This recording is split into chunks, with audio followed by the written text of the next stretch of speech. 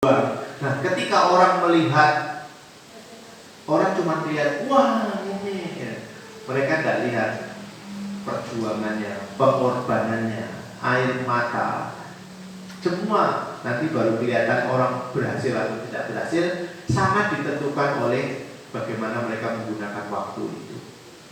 Dalam iman juga begitu. Kalau dulu kan waktu adalah uang, enggak, waktu adalah hidupmu. Kalau membuang waktu, membuang hidup kita. Jadi lebih dari sekedar uang. Maka kita perlu menyadari, gunakan waktu ini dengan baik. Kita perlu tahu arah hidup, pahami kehendak Tuhan sebagai panduan kita ya. Mana kehendak Allah, mana yang baik. Pilah-pilah, pilih-pilih, lalu kita lakukan supaya hidup kita berkenan kepada Tuhan. Dan orang yang bisa berkenan kepada Tuhan adalah orang-orang yang dipenuhi oleh Roh Kudus. Yang lain tidak mungkin. Itu bukan kekuatan kita, bukan kemampuan manusiawi kita.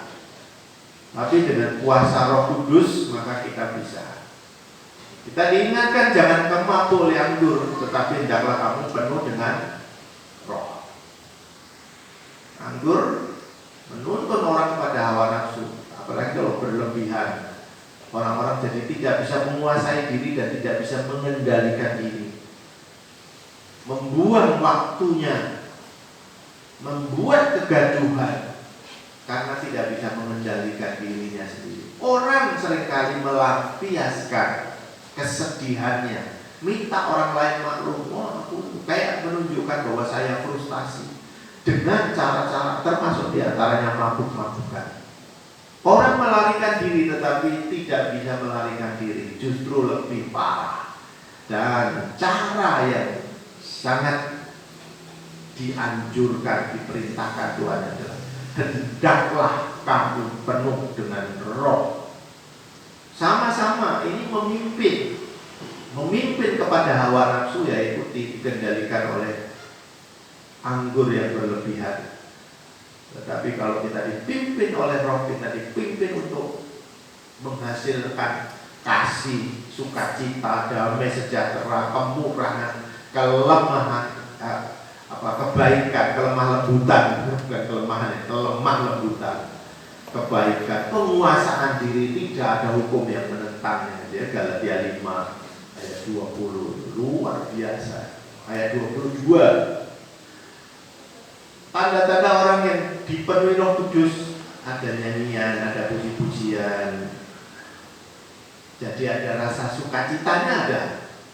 Bersukacitalah senantiasa. Itu berarti ada puji-pujian, ada nyanyian. Rumahnya ada puji-pujian, ada nyanyian. Bukan keributan, bukan kebun binatang, tapi nyanyian, puji-pujian. Ada ucapan syukur dalam segala hal. Hidup tidak selalu mulus, tidak selalu gampang. Perjuangan yang kadang butuh air mata yang luar biasa banyak. Dan dipaidu dan direndahkan bisa saja terjadi pada orang-orang beriman. Tapi mengucap syukur adalah cara kita untuk puas dengan pemeliharaan Tuhan, untuk melihat bahwa Tuhan tidak pernah meninggalkan kita di tengah-tengah kesulitan itu. Dan Rasul Paulus sendiri mempraktekkan itu. Ketika dia dicambuk, ketika dia dimasukkan ke dalam penjara, dia tiba-tiba bawa, angkat puji-pujian yang dipilih-pilih, rantainya, belenggunya putus semua, dia bisa terbebas. Tapi dia tidak melarikan diri, dia tetap mencari jiwa. Dan kepala penjara itu dimenangkan karena nyanyian dan pujian. Dia juga terus mengucap syukur. Dia ada di dalam penjara, tapi dia tidak pernah mengeluh. Dia malah menghiburkan dan dia malah menguatkan orang-orang yang di luar penjara. Itulah Paulus yang menuliskan surat ini. Dan itu luar biasa. Sikap rendah hati dan saling merendahkan diri. Hanya dengan cara itu ya, kita melihat, oh ya itu ciri-cirinya orang yang dipimpin, dipenuhi oleh Roh Kudus. Hidup berkenan berarti hidup dalam penyembahan, hidup dalam hubungan yang sehat dengan orang lain. Simpulannya, hidup yang berkenan itu meliputi meneladani kasih Kristus. Hidup yang berkenan itu menjauhi perbuatan dosa. Hidup yang berkenan itu menjadi anak terang. Hidup yang berkenan itu bijaksana. Hidup yang berkenan itu dipenuhi oleh Roh Kudus. Nah, renungkanlah dengan konkret ya, supaya ini bisa dipraktekkan, supaya kita sungguh-sungguh, oh aku mau menyenangkan hatimu Tuhan, aku mau berkenan kepada Tuhan, tidak hanya dilihat orang, tidak hanya menjadi kebanggaan, tetapi kami mau menjadi saksi atas kasih Kristus ini. Bagaimana saya bisa lebih mencerminkan kasih Kristus dalam hidup saya? Itu pertanyaan kita. Mungkin selama ini, wah pokoknya urip, pokoknya jalan, ada.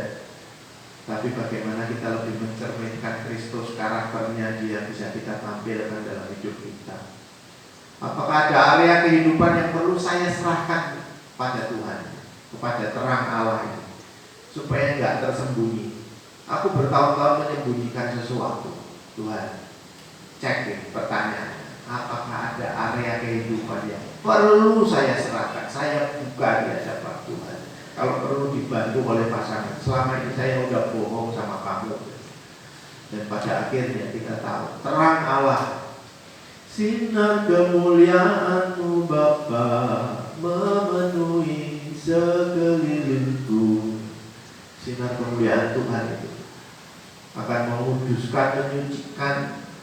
Kalau tempat-tempat kehidupan kita ada hati di dalam itu, ada yang pengap, ada yang kotor, ada yang disembunyikan.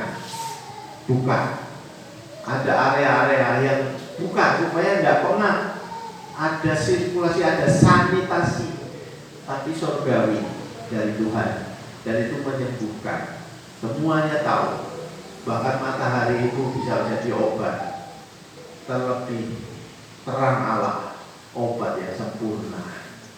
Bagaimana saya dapat mengisi hidup saya dengan hal-hal yang berasal dari Roh Kudus, yang membawa damai sejahtera, sukacita?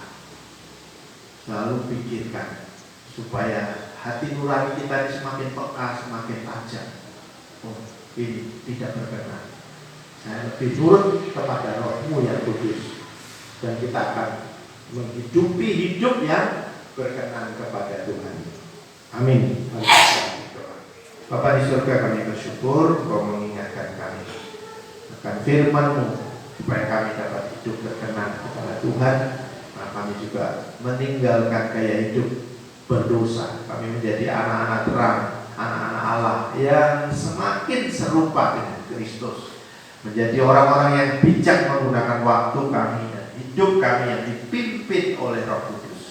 Engkau memberkati setiap kami anak-anak-Mu dengan segala keterbatasan kami, menyerahkan dan mempercayakan hidup kami dalam pimpinan Roh-Mu yang kudus. Di dalam nama Tuhan Yesus kami juga berdoa untuk setiap anak-anak-Mu yang lemah dikuatkan, yang susah dihiburkan, dan saudara-saudara kami yang masih dalam pergumulan, baik ekonomi, baik kesehatan, baik hubungan rumah tangga. Tuhan, Kau yang memulihkan, menyembuhkan. Terlebih kami juga bersyukur untuk bangsa kami yang sudah melaksanakan pergantian kepemimpinan kepada pemimpin yang baru, presiden, wakil presiden, bahkan juga akan dilanjutkan dengan pemimpin-pemimpin di wilayah-wilayah pilkada serentak. Tuhan juga yang memimpin, memberkati, sehingga semua suasana kondusif dan kami semua diberkati dalam naungan Tuhan. Terima kasih Tuhan, sempurnakanlah doa kami dengan doa yang sudah Tuhan ajarkan pada kami. Bapa kami yang di surga, dikuduskanlah nama-Mu, datanglah kerja-Mu, jadilah kehendak-Mu di bumi seperti di surga. Berilah kami pada hari ini makanan kami yang secukupnya, dan ampunilah kami akan kesalahan kami, seperti kami mengampuni orang yang bersalah pada kami. Dan janganlah bawa kami dalam pencobaan, tapi lepaskan kami daripada yang jahat. Karena Engkau yang punya kerajaan dan kuasa dan kemuliaan sampai selama-lamanya. Amin.